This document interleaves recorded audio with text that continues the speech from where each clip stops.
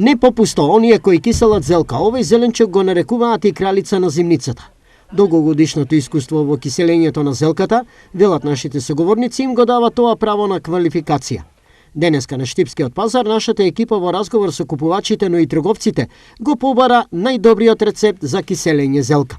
Најстар начин, штипски, што викаме ние, цела зелка ќе се земе, вака, се вади кучанот и се цепка на 4 страни. Зашо на 4 страни? Тоа за да навлезе солта.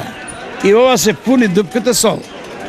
Од кога се наложи у бурето, така се ред по ред, наредната работа е 24 сата да отстои зелката, да се стопи солта.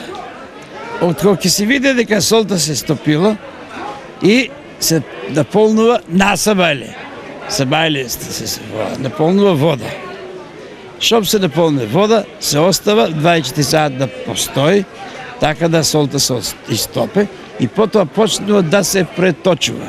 Но само еден детал ја открива најдобро подготвената кисела зелка, а тоа е вкусот. Многу убав вкус. Блага зелка и кога се скисне таман си добие оно свое што е. И можеш и салата, нон-стоп да јадеш колку е корисна салата, и расолница да си пиеш колку што можеш. За консумирање на зелката има и грст начини за нејзина подготовка како манџа. Јас бар така сакам и го готвам, и ја готвам киселата зелка. И сарма, и манџа, и подварок, и со гравче мешавина, се. И леко.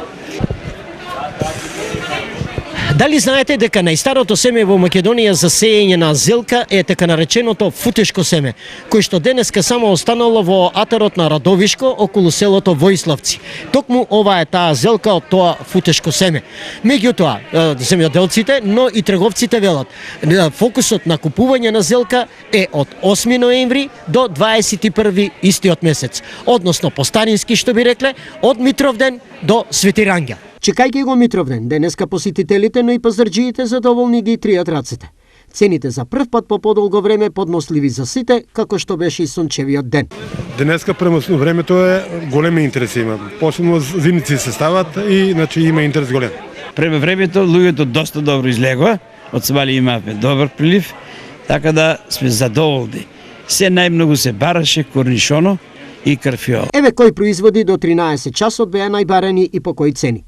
Зелка од 25 до 30 денари за килограм, прас 30 за врзоп, моркови од 30 до 40 денари за килограм, краставици 60, јаболка 40, мандарина 60, портокал 80, карфиол 70 и тиква 20 денари за парче.